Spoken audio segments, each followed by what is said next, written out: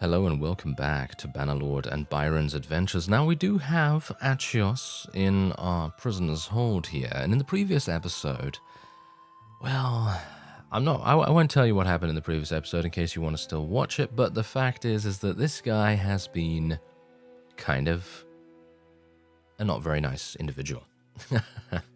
Yes, exactly. So what we're going to do is we're actually going to execute him. Yeah, I know I said that I didn't really want to execute anyone in this playthrough, literally just because I felt like it would be more thematic for Byron to be the quote-unquote nice guy, but unfortunately, it seems like we're going to have to break that theme, at least for the most egregious offender.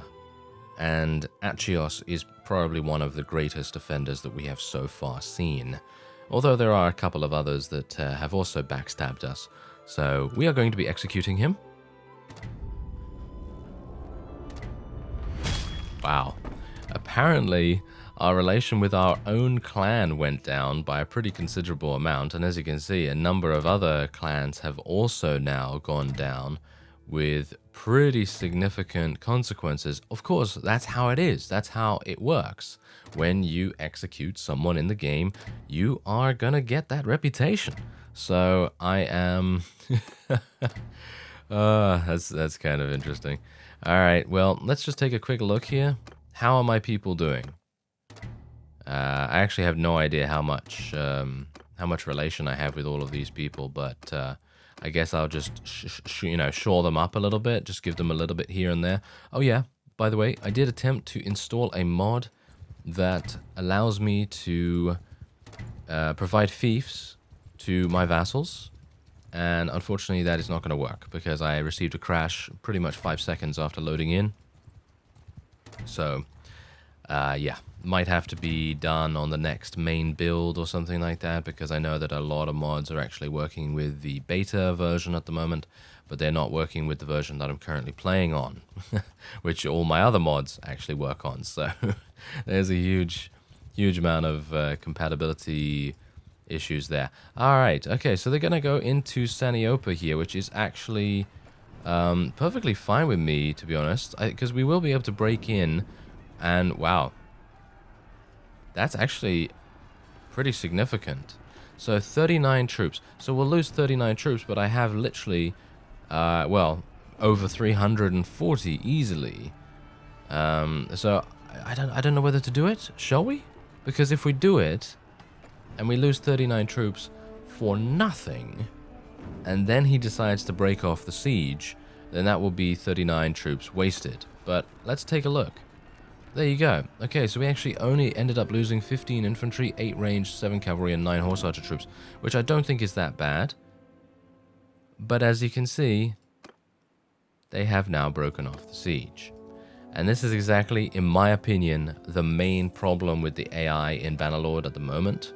Basically, what they like to do is just exactly that. They like to start a siege. If you break in, and let's say that you have the... I don't know. Let's say you have... This is the only chance for you to defend against an overwhelming opponent. Let's say that that is indeed the case here. And let's say you sacrifice... Let's say you don't have a huge amount of tactic skill. And you sacrifice, I don't know, half of your army. Let's say you have 180 or something, and you sacrifice 90 of your units or something like that. And then as soon as that happens and you get into the garrison, what happens then? Then the AI breaks off the siege with no penalty to them whatsoever. I think that's a bit imbalanced, but maybe that's just me. Maybe that's just me. Maybe you think it's balanced, who knows. But whatever the case, I'm actually thinking about potentially... I mean, that's the thing. They gained some food back, which was the main problem. Ooh, hello. They might be... Oh, wait a minute. Oh, wait a minute. Oh, here we go. Here we go. They lost cohesion. They lost cohesion. This is actually kind of bad, but also good at the same time. Yeah, this is actually kind of bad.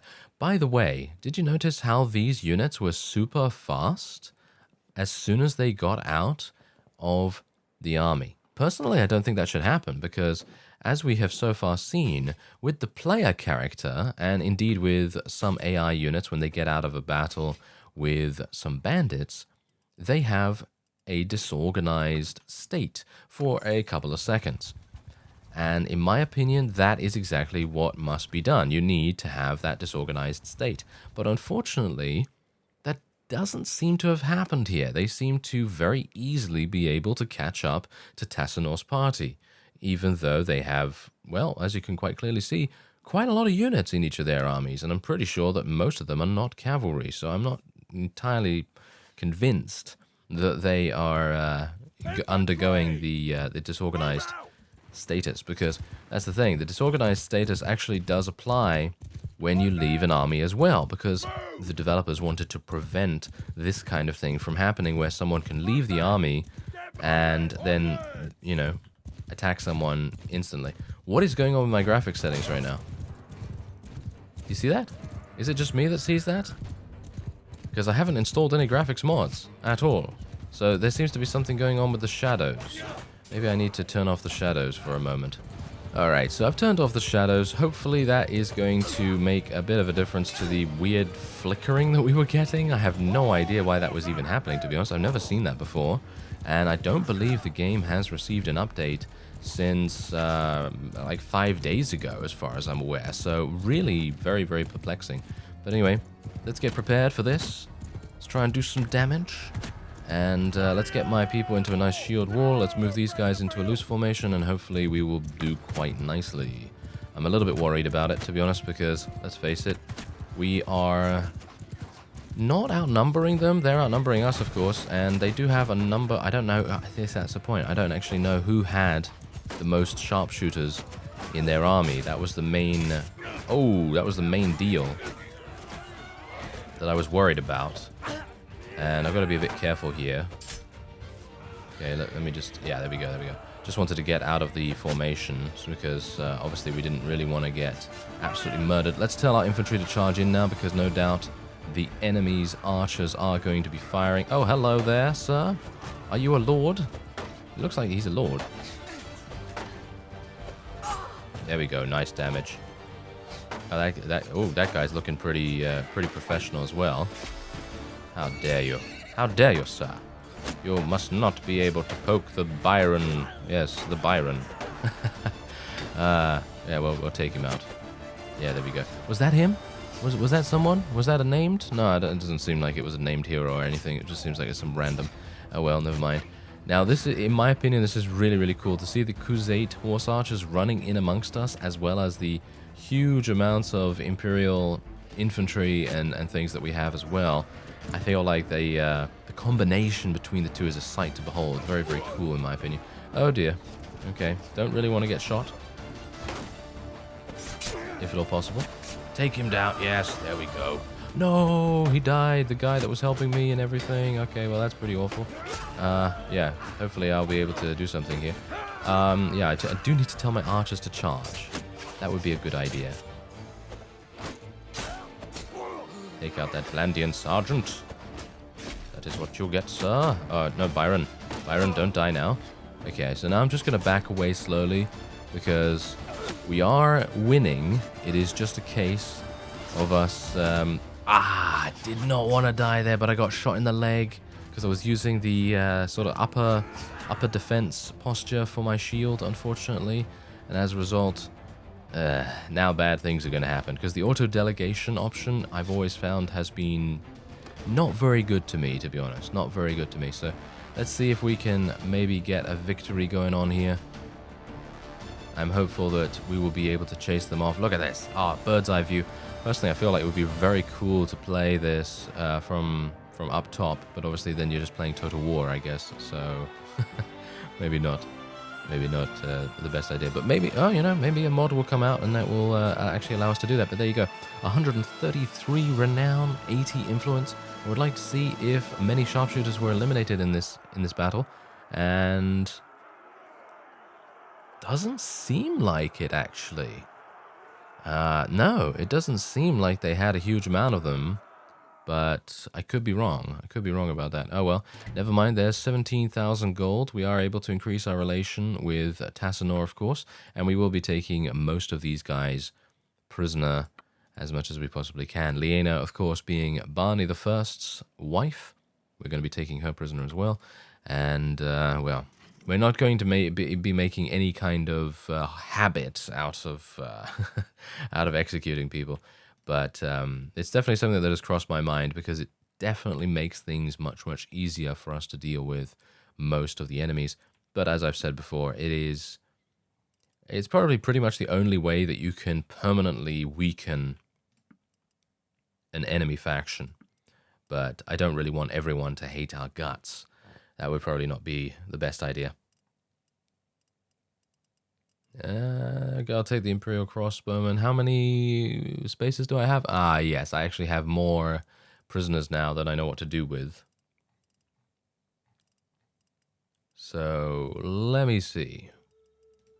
Vlandian Billman, I guess I can get rid of a couple of those, and we're okay now, I think. There we go.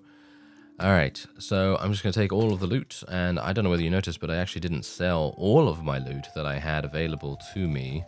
Okay, run! Run, Tassinor! I don't have enough to save you, sir! Ah, well, never mind. Apparently I do, because I'm going to be helping him, and we're going to do an auto-resolve, because I can't actually go in there manually, which is unfortunate. We did lose only 7 units, which is actually not even that bad, and we gained 60 renown and a decent amount of influence too. And there's another 9,000 gold for us as well. And that's actually not even that bad. I think that's pretty good. And we will just continue onward. I am over my prisoner limit because we still need to get some people restored and back on their feet to be able to increase that prisoner limit. Because whenever you get some people knocked unconscious, that does make it reduce itself by quite a significant amount. So let me see. There we go. Yes, that is perfect and wonderful. All right. Anyone want to join me? No one wants to join me. That's kind of annoying. We're going to lose a couple of prisoners then, I suppose. Okay, so now if Uslav attempts to attack us, we're probably going to have some pretty big problems. So hopefully Tassinor will now make his way back to friendly territory. And we dismantled the entire Vlandian force. As you could no doubt tell, in the previous episode we eliminated another army of 1,000, and we took them just completely straight up and eliminated them. And in this one, obviously, as you could tell, they lost cohesion, and then we were able to take advantage of it. Very nice indeed. Alright, so I'm going to go over to Saniopa. Hopefully they've restored their money situation. Yeah, kind of, I guess, kind of. And we'll just sell a little bit here just to gain 23,000. Oh, they actually... no, never mind. I thought they had a decent amount of food there, but not so much. Okay, so I'm thinking, where should we go? Where should we go? Now, I know that a couple of people in the comments have said that maybe it would be a good idea for us to attack Battania next. Because at the moment, Battania is growing in strength by such a significant amount, as we can tell by the diplomacy here. As you can see, they have 24,000. I really don't know how that is actually going to be possible. I really have no clue, to be honest. And I mean, the Kaoses as well are also kind of insane. And Vlandia, as you can see, has taken massive casualties fighting us at the moment. But that's pretty much it. I mean, we can't really do much more than we have already done, so it's going to be a bit of a difficulty, isn't it? Especially considering Azurai has now declared war against us, which is not exactly fun. Not exactly fun. So I will have to go and see what they're going to decide to take. And let me actually just manage the garrison here real quick. So let's have a look. What do we have? Nothing much good, to be honest. Nothing much good. So I guess I will just take a couple more of these. Couple more of these and some of these as well, and that will be fine. Now we do have a bunch of prisoners, and obviously I would like to be able to keep those prisoners with us so that we can continue to kind of persuade them to join us and things like that, but it is going to take a very, very long time, and in that time we are going to be moving extremely slowly, which is obviously not really something you want. But we could try and take Danustica back, I suppose. So let's see if we can do that. Bear in mind that I literally have no money right now. Oh, there's Ospia. Hello. Are you running at the same speed I am? No, but I am running in the trees at the moment, so I am slowed by a pretty significant amount. Yes, I am running faster than him. That's very good.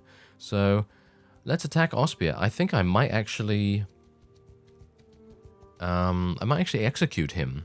Because isn't he the guy that actually was persuaded by me quite some time ago, and then all of a sudden he decided to leave? Not entirely sure about that, but anyway, we're just going to attack him manually here to try and reduce our casualties as much as we possibly can, and then we'll see what we can do. So let's get our infantry and our archers into position. I'm basically just going to wait here. I don't think I'm really going to... No, I don't want my infantry to follow me, thank you very much. Now I'm pressing all the wrong buttons. Great. Yes. Fantastic. Okay, well, anyway. Point is that I don't think I'm going to be charging at them or anything like that. I think it would probably be a good idea to kind of hold our ground, especially in the village itself. I personally feel like moving in the village is going to be not exactly effective. So what I'm going to do is I'm going to move my cavalry around here so we can maybe do a little bit of a flank, but it's unlikely we'll get anything going there. Take some damage, do some damage. There you go. Alright, let's tell these guys to charge in so that they can deal with the cavalry near to us. And hopefully my infantry and my archers will be able to deal with the significant amount of other units that are coming through the village here. And we're able to deal a little bit of damage here and there as well, which is very nice. I wanted to take that guy down, but no such luck. Personally, I feel like if anyone decides to come close, they're just going to get pincushioned to death by huge amounts of wonderful archers that we have. Got to be careful about my horse. My horse seems to take massive damage, even though we're wearing some pretty amazing armor for it. But maybe I just need to get a new horse, you know? It might very well be that I need a better horse, but I think this is the best horse that I have so far come across, because I have always used auto-equip, you know? The wonderful mod that gives us the ability to basically wear the best item that we can find, and yeah, it's basically always given me good recommendations. So yeah, kind of a bit strange why we would be having some problems with that, but no, I think we are using the best horse, so don't really have to worry about that. And I guess what I'll do is I'll actually charge my infantry now to try and get them into range. I'll charge my archers as well. Make sure that they can get into effective range as well. Okay, so let's have a look here. I'm actually going to auto-delegate my archers. I've got to be a bit careful here because I really don't want to be in a situation where I get killed again. Because getting killed does reduce our effectiveness by a pretty significant amount. And he says as he charges straight on in again to a bunch of people using pole arms. Good idea. Yes, very good idea. Anyway, that is indeed a victory for us against Ospia. And I'm actually wondering, where was Achios from, by the way? I didn't take a note of which clan he was actually a part of, because he was obviously the leader, the head of the clan. And I'm thinking that we'll probably try and eliminate that clan. So we're going to take a look at his encyclopedia entry after this, and we're just going to see where he was from so that we can make a concerted effort to eliminate that clan once and for all. Because it seems like, well, unless they actually change their ways and they might actually start working with us if we persuade them, but we've already eliminated, their leader, and he's obviously not going to be. Well, I mean, they're not very pleased about that. As you can see, their relation is now minus 41. Corinios. Okay, so this guy, Ovagos. Okay, so where's he? He was last seen at Vilos. Which is here? What? Oh, look at this. Deathart of the Vlandians has been taken prisoner. Olipos has been taken prisoner by Bruce and by Kareth. Oh, good work. Good work, sirs. Very nice indeed. I am very surprised that they were able to do that. Very surprised, actually. Okay, good. That's actually really nice. And, yeah. Well, I guess as I said, I will probably head down to Danusica and see if we can maybe take it back, because obviously it was taken by the Aserai a couple of episodes ago. And we're going to see if we can maybe do something about it. Now just as I was walking away from Khuzait territory, what happens? Oh yes, they declare war against us as well. Fantastic. What a classic, eh? What a classic. Okay, well, what are we going to do? What are we going to do about this? We're actually at war against 3 factions, and they are basically the most powerful, well, apart from the Botanians, of course. But, yeah, generally we are at war against pretty much everything in the game at this point. Okay, so these guys are going to be moving way too fast for me to be able to catch them, I'm pretty sure. No? I can actually catch them. I'm very surprised. I thought that I would definitely have some problems doing that, but there you go. All right, so we're able to catch this guy. He's old. Look at this guy. He's 84 years old. That's actually crazy. It's a battle against the oldest fellows in the land by the looks of things. So let's have a look at how old Byron is now. He's 91. Can you believe it? Achios is a friend of ours. Not anymore, sir. Yes, not anymore. Okay, so let's actually just take a quick look here because, yeah, these guys are at war. Well, these guys don't like us at all, as you can no doubt see. Yeah, okay, well, yeah, oh, actually something. Someone in the comments was talking about getting my children married and all that stuff. Well, I did actually try to do that. I think about maybe 10 episodes ago or something like that. I did try to get a little bit of... I'm actually going to try and converse with this guy first. But I did try to get some marriages organized. However, someone else mentioned in that very episode where I tried that, someone else mentioned in the comment section that, unfortunately, it seems as though the marriage system only works for arranged marriages when the children are still children and not actually adults yet. So if you sort it out... before that time, before that happens, then it will probably work out quite well. But I obviously cannot say whether this would work for you or for me or anything like that because I haven't tried it or anything because I don't have any other children that are still children, if you know what I mean. So unfortunately, I'm not going to be able to get any of my children married until Byron dies, and then in which case I will be able to play as the next possible person in the line. So it might very well be that I will be unable to continue the Byron family line, because if the last person that I get to play as is 45 or older, I will be unable to have children with that character. So we might be in a bit of a spot of bother there, but we'll see what happens. Okay, so let's have a look. Wow, 67% chance. Actually lucky. Okay, very good, very good. Okay, so let's have a look here. 91. Yeah, what do you bet he's going to ask me for 2 million gold? Yes, he's probably going to ask me for a massive amount of cash because it's dangerous, quote unquote. Yes, this is a dangerous step. Wonderful. I mean, he's literally got 4.6 million gold. You know, these guys, you know, these guys. All right. Well, you know what I'm going to do? If I think, should I execute him? You know, it's addictive, right? You know, it's addictive. You know, seeing a lord be removed from the game permanently is kind of like, okay, that's great. That's really a pretty fantastic strategical benefit.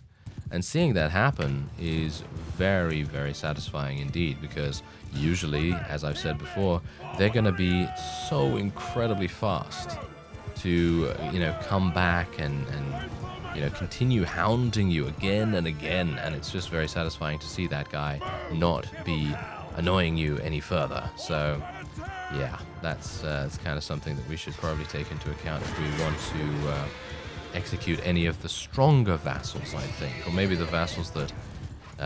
we should probably have some kind of code, right? Yeah, we should probably have some kind of code so we can determine which vassals deserve the axe of the executioner, you know? Which one actually deserves that. So, if you would like, by all means, let me know in the comments what kind of... should we say... for some reason, the only phrase that comes into my mind at this point is terms and conditions. I'm not entirely sure why that is happening, but anyway, what kind of terms and conditions we should add to the executions of the various vassals? Yeah, there you go. I went ahead with it anyway. Yeah, I guess terms. There we go. That's probably going to be much more in keeping. But yeah, we should probably try and figure out what kind of terms or what kind of requirements, specifications, you know, details, whatever you want to say, will be, you know, determined by who we want to kill and who we want to let go and things like that. Because that's the thing. If you haven't seen the earlier episodes of Byron Beartild, then I highly recommend checking them out, because basically I let every single vassal go initially. And the only reason why I started taking people prisoner is because it was becoming almost impossible to make any headway whatsoever with any kind of offensive siege push. And that was when I was initially starting my own faction. It was pretty much impossible. You know, because obviously I was doing a siege, and I was being consistently attacked again and again and again. And I couldn't really do anything about it. So I decided to start taking people prisoner instead of letting them go. And, well, yeah, that's pretty much how it went. And that's the thing. I think someone actually mentioned that I should let people go more often. And yeah, that's absolutely great. I think I should definitely, you know, start doing that sometimes. But the thing is that I'm not entirely sure on the reputations and the various personality types of these units. So, for example, if I were to let this guy go, what's he going to do? I'm not entirely sure. I mean, we can have a look here at their personality type. He has the reputation of being brave and generous, a good friend to have. So that's great. That's absolutely fantastic. That's really good. However, I have had people be like this and be extremely difficult to deal with. So I'm not entirely sure. But he's actually from the Kurgit clan, hilariously enough. He is actually from the Kurgit clan. These guys are all dead, hilariously enough. He actually owns Cyronea and Balticand as well. Well, not he, but his clan owns that. I'm actually thinking, shall we just execute every single person from the Kurgit clan itself? Because obviously we do want to create our own Kurgit Khanate. That is still a goal of mine in this series, but unfortunately it just hasn't come to fruition yet, because the Khuzait are just so incredible. They are. So just massively incredible. Okay, so I'm going to take him prisoner, and let me know in the comments if you think we should start executing more and more people. Obviously not a huge amount, but just strategically choosing which targets we should execute and which ones we shouldn't. So we're not going to, you know, go and do a Barney, even though I you know, how much I might want to do that, because it would make things much, much simpler. But then it is just going to be a case of, you know, defeating people in battle and then just executing them. And eventually it will be a victory for us. So that is probably not going to be something that we'll do, I guess. Maybe? Not entirely sure. But let's actually just take a quick look here. Who do we have? Who is that? Ratagost and Tazler. Okay, I think I'd probably like to try and intercept these guys if I possibly can, because they are going to join Mr. Monchug, and we do not want him to gain his extremely powerful vassals. Like, for example, this guy's pretty powerful. He's moving at 3.5 speed through the forest, and I am moving at 3.1. That is unfortunate. I'm never going to be able to catch this guy in a million years, even if I try to get him. Maybe I can try and head him off a little bit. Let's try and see if I can do that. There we go, there we go. Okay, yeah, no, maybe something like this. Maybe we can try and get him over here. I think you can actually travel over these rocks. I think you might be able to travel over these rocks. If you can do that, then we're obviously not going to have a very... Oh, got him. Nice. Okay, that was fantastic. That was really, really well done.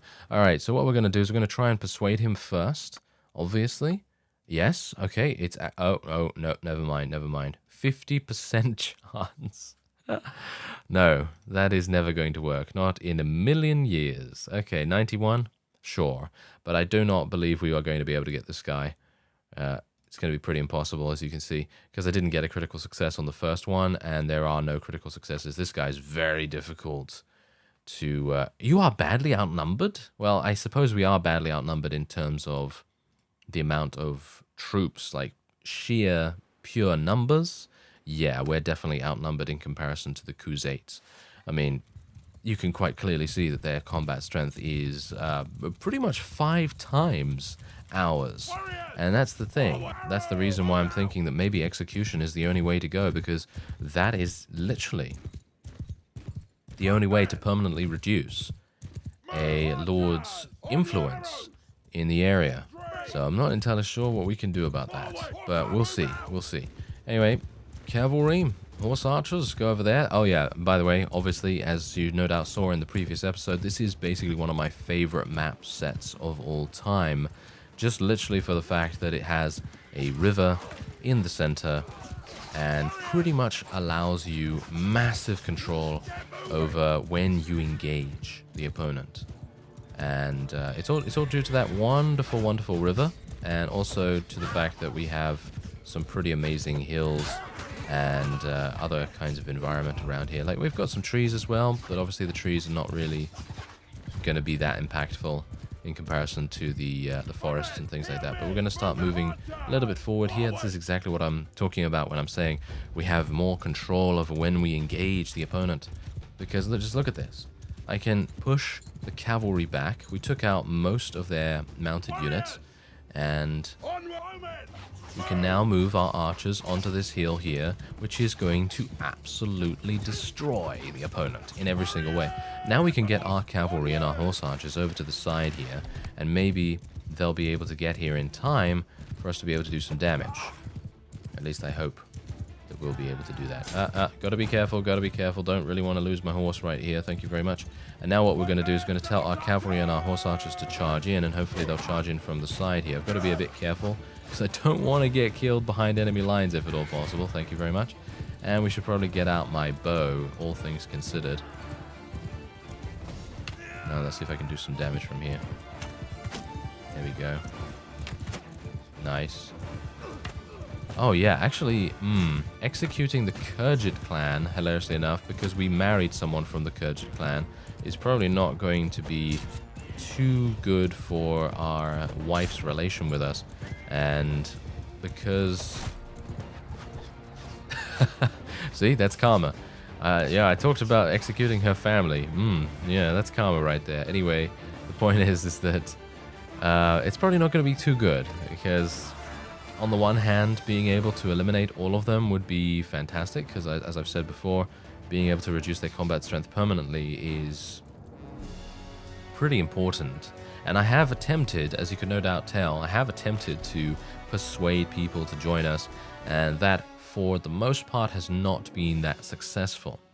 It's actually kind of hilarious, because I have a massive charm skill, but that charm skill isn't really giving us that much benefit, which is actually kind of sad, to be honest, because I personally feel like the charm mechanics are really fun to use, but we are consistently stopped by the fact that I just don't have enough money to be able to persuade and to be able to get them to join us, which is, I mean, it's kind of to be expected, of course, because obviously if you have a very, very powerful vassal and he has a huge amount of fiefs and he's taking the risk of joining your faction, which is much, much weaker than his previous faction, then I get it, you know, I get it. That's definitely a case for, you know, having to provide them some kind of compensation. But then if the vassal turns around and basically just goes, now I'm going to leave your faction after joining it, and you just paid me, like, you know,